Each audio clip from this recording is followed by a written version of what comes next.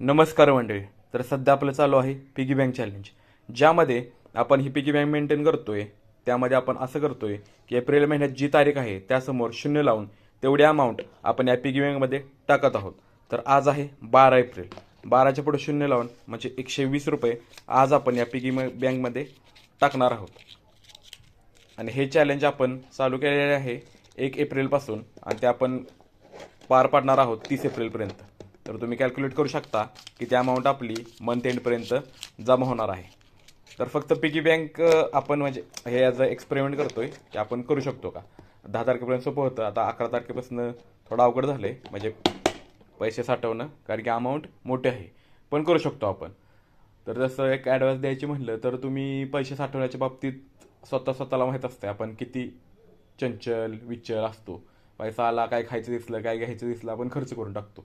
पण जर तुम्ही अशा प्रकारची पिगी बँक ठेवली, समजा ज्यांच्याकडे बाईक आहे, ज्यांच्याकडे दुसरं कुठलं म्हणजे लॅपटॉप सर्व्हिसिंग आहे, मोबाईल सर्व्हिसिंग आहे, अशा गोष्टी असेल तर छोटे छोटे आपण पिगी बँक करू शकतो. म्हणजे आपल्याला 3 महिन्यातनं तर बाईक सर्व्हिसिंग करावी लागते.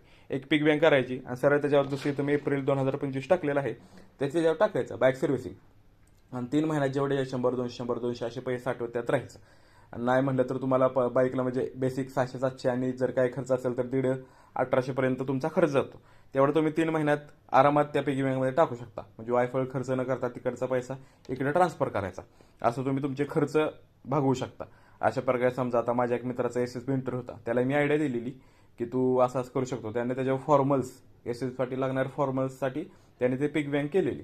तर त्यानं मस्तपैकी 1800 2000 रुपये साठले. त्यातनं त्यानं फॉर्मल्स घेऊन तो एस एस बीला गेला. अशा प्रकारे तुम्ही छोट्या छोट्या गोष्टींसाठी म्हणजे ज्यासाठी तुम्ही म्हणजे एकदम पैसे तुम्हाला 2-3 महिन्यांनंतर तुम्हाला पैशाची गरज पडणार आहे, त्यासाठी तुम्ही असं पिगी बँकचा उपयोग ह्यासाठी सुद्धा करू शकता.